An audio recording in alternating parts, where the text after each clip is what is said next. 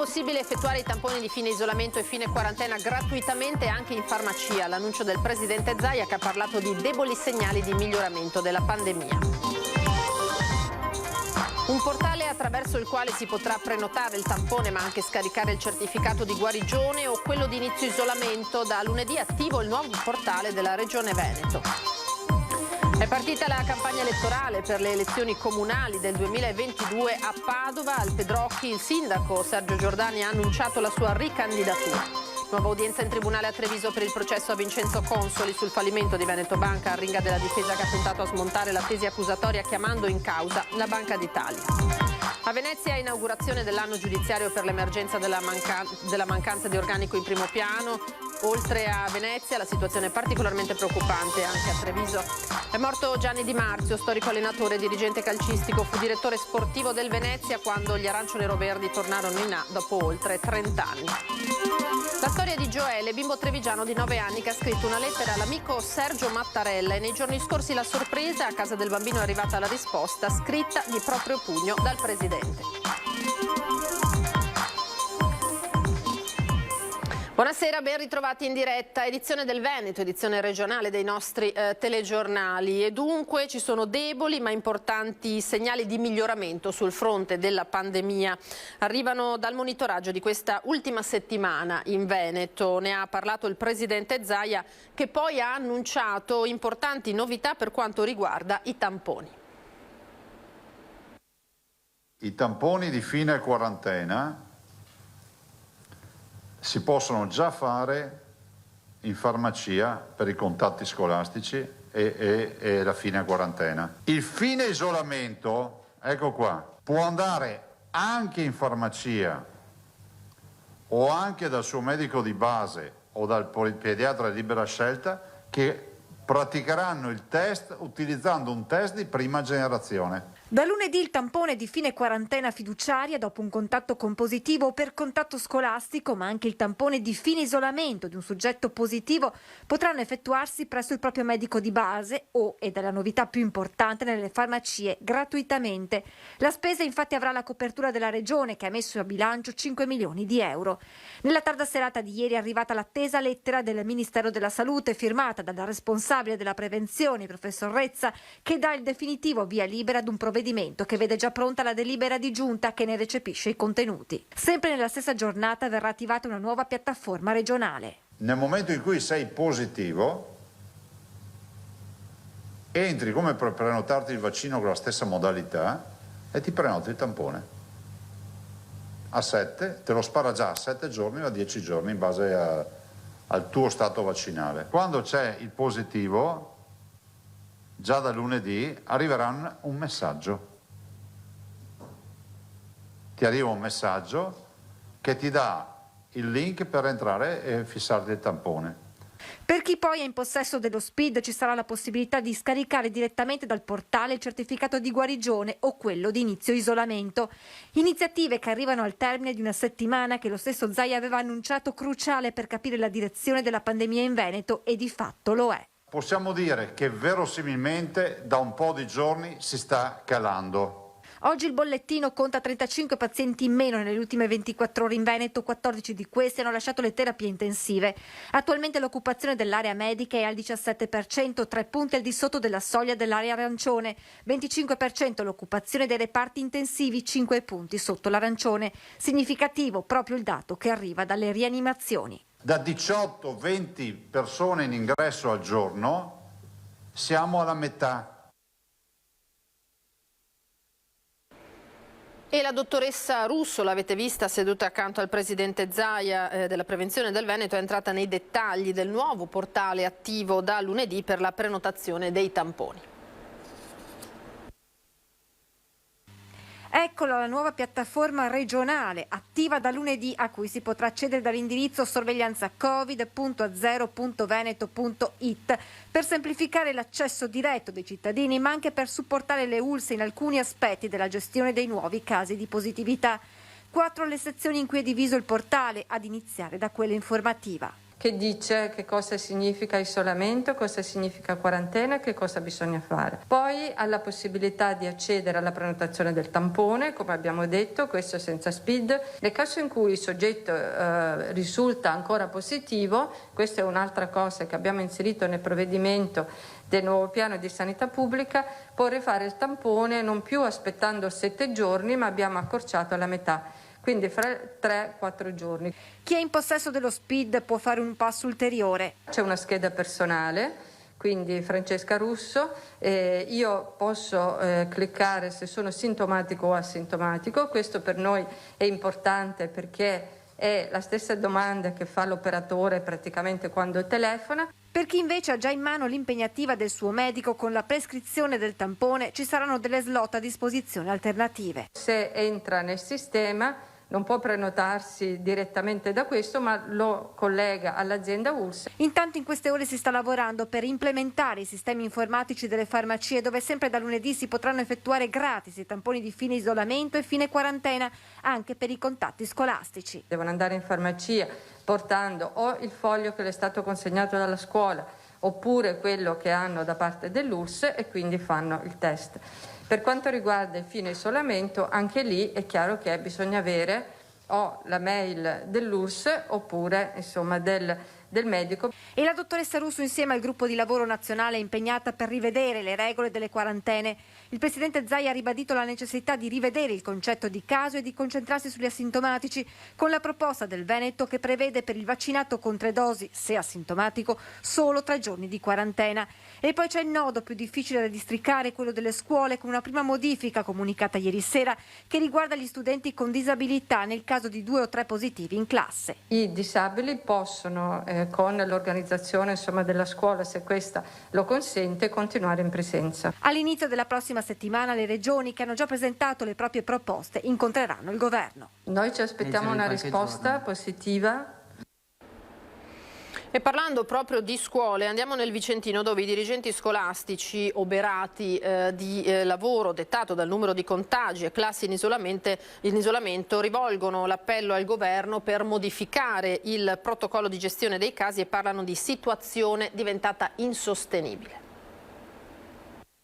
Sta succedendo che la scuola è pesantemente in sofferenza e quello che noi richiediamo è che ci sia maggiore chiarezza e soprattutto si dovrebbe intervenire sulle procedure. Ciò che noi segnaliamo non ha alcun significato di lamentazione di alcun tipo, ma deve essere inteso come un contributo per migliorare la situazione, che ad oggi è molto pesante e in qualche caso insostenibile. Semplificare il protocollo di gestione dei casi di positività in classe è l'appello accorato che arriva dai dirigenti scolastici, che sottolineano un cortocircuito di competenze, ironizzando sull'acronimo DS. Non siamo direttori sanitari, dicono, ma dirigenti scolastici. Non siamo naturalmente un'autorità sanitaria e il decreto prevede che noi diamo comunicazione alle famiglie e agli studenti dei provvedimenti che vengono assunti. Noi comunichiamo quelli che sono di diretta nostra competenza, e cioè a dire la didattica in presenza o a distanza. Questi sì sono provvedimenti di nostra competenza, ma diamo conto anche di ciò che il decreto legge prevede, e cioè la quarantena o l'autosorveglianza. In questi 2 casi ovviamente non si tratta di provvedimenti di nostra competenza, ma sono provvedimenti di competenza dell'autorità sanitaria nel SISP.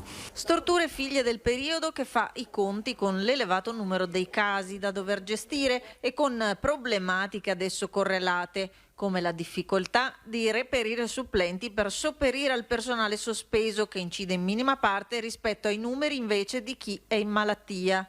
Salti mortali per garantire il servizio, attingendo a graduatorie e messe a disposizione, ma trovare docenti di matematica, fisica, chimica e informatica resta un problema.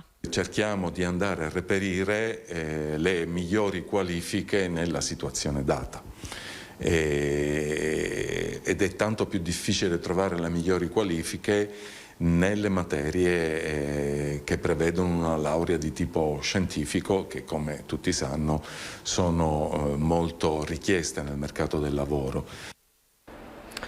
Lasciamo questa pagina, andiamo alla politica ora, perché è partita la campagna elettorale per le elezioni comunali del 2022 a Padova. Se dal centrodestra non arriva ancora l'ufficialità della candidatura di Francesco Peghin, suscitando, lo sappiamo, anche malumori interni alla Lega, il sindaco uscente Sergio Giordani ha deciso invece del suo futuro. Ieri sera mi sono consultato con mia moglie e i miei figli. E ho deciso che stamattina mi sarei venuto qua e ho detto pubblicamente che ho deciso di candidarmi. La notizia trapelava da Palazzo Moroni, mancava però l'ufficialità che è arrivata a mezzogiorno davanti al caffè Pedrocchi. Sergio Giordani si candida a sindaco di Padova per un secondo mandato. Con a fianco la moglie Lucia ha sciolto dunque le riserve. Voglio solo dire mi candido perché molta gente mi chiede in continuazione, ma ti candido. Io penso che sia giusto candidarmi perché ho maturato un'esperienza, per quel che mi riguarda, molto importante. Ho una grande squadra. Badate bene, non la sa nessuno, tanto per essere chiari. Ho invertito adesso gli assessori, tutti gli amici, i collaboratori, lo staff, non sa niente nessuno, per cui l'ho fatto proprio come improvvisata. Ho fatto ieri sera con mia moglie e i miei figli, ho detto ma domani lo faccio. Sapete che la mia famiglia per me non è importante, è importantissima. Inizia dunque a dipanarsi la matassa delle candidature per le amministrative che presumibilmente si terranno nel giugno del 2022. Il primo cittadino uscente ha fatto un in bocca al lupo al candidato del centrodestra Francesco Peghin. In bocca al lupo a Peghin, per carità, non so, a me il gossip politico mi interessa molto relativamente, io penso alla città. Una scelta comunicata agli assessori poco prima di parlare coi giornalisti, ci confermano dal comune. Una scelta condivisa con la famiglia. Lui si è spinto un po' dal desiderio di vedere appunto concretizzati tanti progetti, tanti desideri che gli sono stati manifestati dai cittadini, perciò speriamo che questa possibilità gli venga data. Poi nella vita non ci sono certezze. Per alleanze e programmi c'è tempo. Sono a disposizione. Poi per quanto riguarda le alleanze, cosa si farà? Non ho parlato con nessuno vuol dire nessuno, per cui per tutti sarà spero che non la prendano come maleducazione. Questo è solo un annuncio. Poi per quanto riguarda programmi, cosa si fa, cosa non si fa, c'è tutto il tempo per fare questo. Da Padova a Venezia, dove c'è stata l'inaugurazione dell'anno giudiziario, con l'emergenza ormai in realtà cronica della mancanza di organico in primo piano. Oltre che a Venezia la situazione è particolarmente preoccupante anche a Treviso. Da diversi anni, durante le inaugurazioni dell'anno giudiziario a Venezia, sono stati lanciati allarmi per la carenza di organico. Ma allora almeno si poteva lanciare un appello perché venisse indetto un concorso. Oggi no. I concorsi ci sono stati, ma diversi posti sono comunque rimasti scoperti. Noi siamo davvero al limite anche dell'impegno dei magistrati e del personale che è presente. E quindi l'eccezionalità non può diventare la regola, ma soprattutto questo dimostra che se fossimo messi nelle condizioni noi potremmo lavorare meglio e con una produttività anche maggiore. Per chi preferisce non venire a lavorarci, Venezia è ritenuta scomoda e troppo cara, tanto da passare per sede disagiata. Ma a parlare di una giustizia a rischio paralisi, ha detto la presidentessa dell'Ordine degli Avvocati di Venezia, Federica Santinon, oltre a far stringere il cuore ingeneroso. C'è un problema importante di mancanza di magistrati, mancanza di cancellieri e dirigenti amministrativi, però non bastano i titoli ad effetto, anche perché è ingeneroso nei confronti di coloro che sono attualmente in servizio e che si impegnano per fare il possibile. Da questo punto di vista si chiede al Ministero di mettere in atto degli incentivi che prendano atto della specificità di Venezia. Ma Venezia non è la sola ad avere problemi di organico in Veneto. Io ho scritto, come ho detto prima, un'informativa alla Ministra della Giustizia in data 28 dicembre scorso, facendo presente la situazione drammatica degli uffici giudiziari di Treviso, in particolare della Procura, per cui io ho fiducia che qualcosa si muova. I problemi di una giustizia che oltretutto è chiamata ad affrontare una mole di lavoro crescente e inedita per tematiche in Veneto, si tratti di processi per il crack delle popolari venete o per mafia, 'ndrangheta e camorra, è nota al governo. Tutta la pubblica amministrazione nella città di Venezia è assolutamente complicata e deve essere, rivista anche attraverso la legge speciale, quindi questo credo che sia il nucleo forte. Poi chiaramente vi è una forte richiesta di un aumento del personale che arriverà sicuramente attraverso il PNRR e le riforme collegate del civile e del penale. Abbiamo sentito parlare di Treviso, dunque messa a dura prova proprio dal processo Veneto Banca. C'è stata oggi una nuova udienza con l'arringa della difesa che ha puntato a smontare naturalmente la tesi accusatoria a carico di Vincenzo Consoli. Io non sono emozionato, io sono deluso. Deluso perché il pubblico ministero ha perso un'occasione. Ha iniziato così oggi in tribunale a Treviso l'avvocato della difesa di Vincenzo Consoli, ex numero 1 di Veneto Banca. Ha iniziato attaccando a testa bassa la tesi accusatoria dei pubblici ministeri Massimiliano De Bortoli e Gabriella Cama sull'azione di ostacolo alla vigilanza di Banca d'Italia e falso in prospetto a carico del suo assistito. L'avvocato connestabile non si è dichiarato però solo deluso. Sono angosciato perché il pubblico ministero non ha capito alcuni temi importanti. Temi che la difesa ha scandito, ripercorrendo tutte le testimonianze udienza per udienza, mettendo in luce un quadro totalmente diverso sulla vicenda che ha portato al fallimento di Veneto Banca. Partendo dagli ispettori di Banca d'Italia che non avrebbero confermato lo stato di sofferenza emerso durante i controlli del 2013 e del 2014, ma solo un gruppo cresciuto troppo in fretta con acquisizioni importanti in Italia e all'estero. Motivo per il quale sarebbe stato acquistato il famoso aereo diventato il simbolo dello sperpero di Consoli. In realtà, ha sottolineato il difensore, era indispensabile per seguire la continua serie di riunioni e consigli di amministrazione non solo in Puglia, Marche o Monza e Brianza, ma soprattutto tra Irlanda, Romania, Bulgaria, Albania e Moldavia, che tra l'altro serviva non per Consoli ma per il presidente Flavio Trinca e il suo vice Franco Antiga. Poi l'avvocato connestabile ha contestato la tesi di una dirigenza fatta da fantocci alla mercé di Consoli, snocciolando dirigente per dirigente la provenienza dai maggiori istituti di credito e sottolineando come per l'operatività dovessero rispondere solo al consiglio di amministrazione della banca e non al direttore generale. Spostati da un'aula senza riscaldamento, la difesa ha chiesto di scagionare l'imputato spiegando che Veneto Banca sarebbe stata di fatto vittima non di una gestione vorace e arrogante, ma dall'ostinazione di Consoli di non cederla di fatto alla Banca Popolare di Vicenza, come invece voleva Banca d'Italia. Quindi convertire il prestito obbligazionario, fare l'aumento di capitale tanto contestato, vendere le partecipazioni, fonderli con un altro operatore di elevato standing. E in più cosa gli dice? E non a caso te lo aggancia questa cosa dell'elevato standing, e da qui nasce poi il contrasto. Tenuto conto di quanto emerso in sede ispettiva, gli attuali membri del Consiglio di amministrazione e del Collegio Sindacale di Veneto Banca non potranno ricoprire incarichi presso il soggetto risultante dal progetto di fusione. Quindi gli addetti, vendetevi e uscite fuori dalla scatola. Ora ci fermiamo per una piccola sosta e riprenderemo tra pochissimo.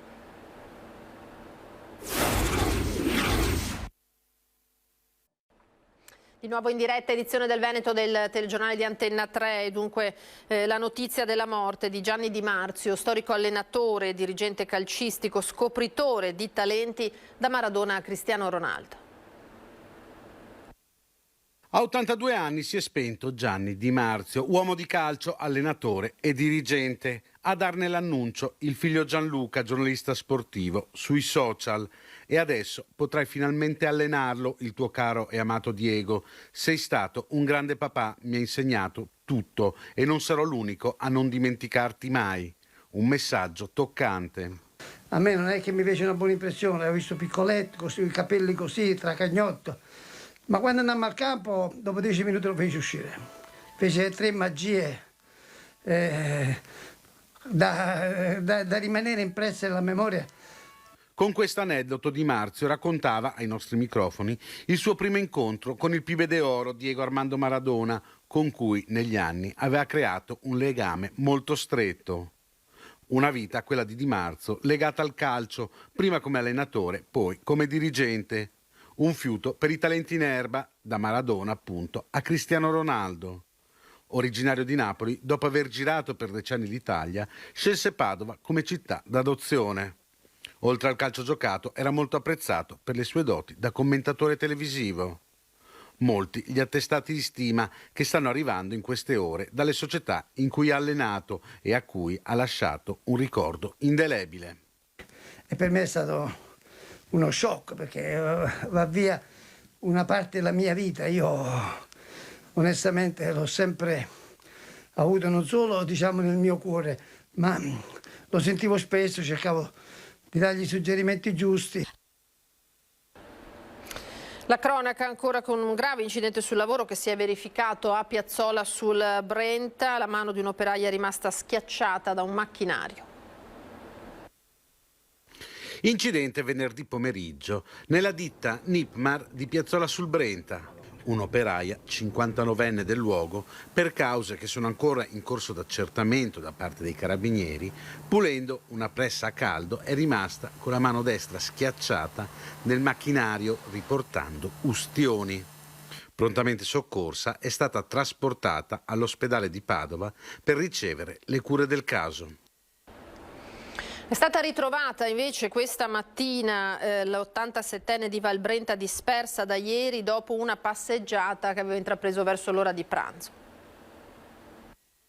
Teresa Mocellin, 87 anni, viva per miracolo.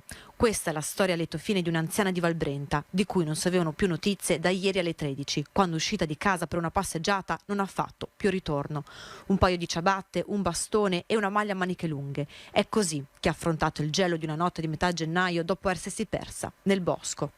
Nulla faceva ben sperare, ma questa mattina Teresa è stata ritrovata, sana e salva. Contro ogni speranza, nel senso che normalmente quando accadono episodi come questi, insomma, si aspettano sempre cattive notizie. Questo è stato straordinario sia per quello che è accaduto, nel senso che abbiamo questa persona anziana che già dal pomeriggio di ieri si è avventurata in sentieri di montagna per poi riparare. Addirittura sembra adesso, insomma, che in un momento di difficoltà abbia scelto di mettersi in un determinato posto per ripararsi. Una scelta che forse gli ha salvato la vita, in attesa dei soccorsi attivi nella ricerca per tutta la notte. Stamattina è stata trovata, ovviamente non era partita attrezzata per passare una notte all'aperto con temperature rigide e quindi per noi c'è un'enorme soddisfazione e anche l'occasione per ringraziare tutti quelli che si sono adoperati, in particolare la Protezione Civile di Campolongo sul Brenta che unitamente ai Vigili del Fuoco e al Soccorso Alpino ha lavorato incessantemente tutta la notte per ritrovare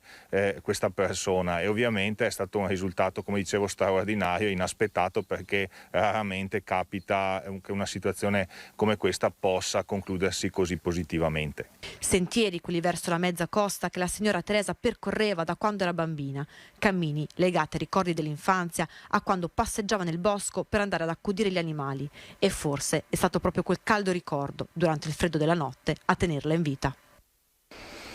Ora andiamo a una storia invece leggera, quella di Gioele, bimbo trevigiano di 9 anni che ha scritto una lettera al presidente Mattarella e ha ricevuto una risposta scritta di proprio pugno dal presidente. Caro Gioele, ti ringrazio molto per le parole che hai scritto, per il diario a mio rispetto e ti invio gli auguri più affettuosi per il tuo futuro. Un caro saluto, Sergio Mattarella.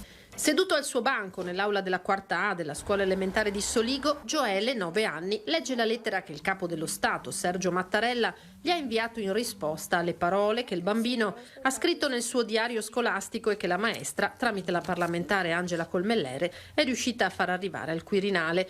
Gioele gli ha scritto come a un amico, dopo essere rimasto colpito dal suo discorso di fine anno e da una frase in particolare. Dalle difficoltà si esce solo se ognuno di noi compie il proprio dovere fino in fondo. Voglio gridare questa frase a tutti gli italiani, perché se tutti facciamo così l'Italia sarebbe un posto migliore. Non dunque il Sergio Mattarella che esulta agli europei di calcio, non quello che durante il lockdown scherza sui capelli nei fuori onda ha colpito Gioele, ma il presidente serio e composto che in chiusura di mandato chiede a ciascuno di fare la propria parte. Diceva che quelli che si fanno il vaccino sono maturi. E io sono d'accordo con lui. Tu sei andato a farlo? Sì, la seconda dose ieri. E quindi ti senti di aver fatto la tua parte? Sì. Esatto.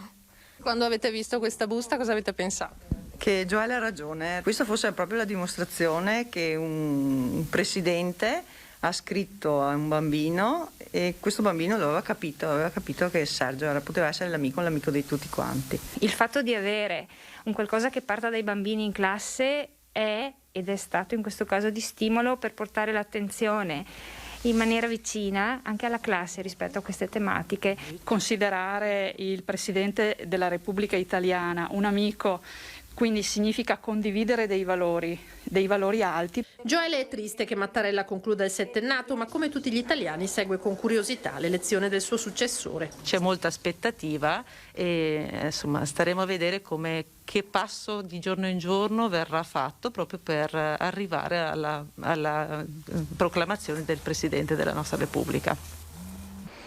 Era l'ultimo servizio per questa sera, grazie per averci seguito. Tra poco l'edizione di Venezia e ora le previsioni del tempo per domani. Arrivederci.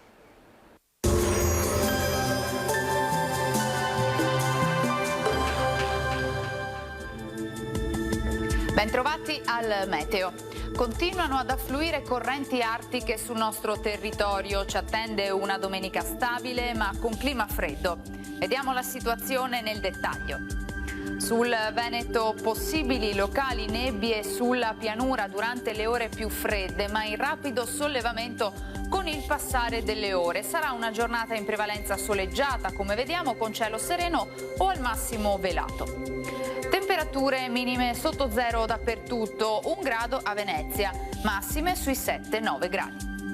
Spostiamoci ora sul Friuli Venezia Giulia, anche in questo caso tanto sole, il cielo sarà terso e limpido e non sono previste piogge. Temperature minime tra -2 e 2 gradi, massime sugli 8-10 gradi. Infine diamo uno sguardo alla situazione meteorologica del Trentino Alto Adige, dove sarà soleggiato dappertutto, qualche addensamento, specie sui settori più settentrionali, ma senza ulteriori conseguenze. Temperature minime intorno a -2, -1 grado, massime sui 9 gradi all'incirca. Dal meteo di Antena 3 per ora è tutto, grazie per l'attenzione, arrivederci.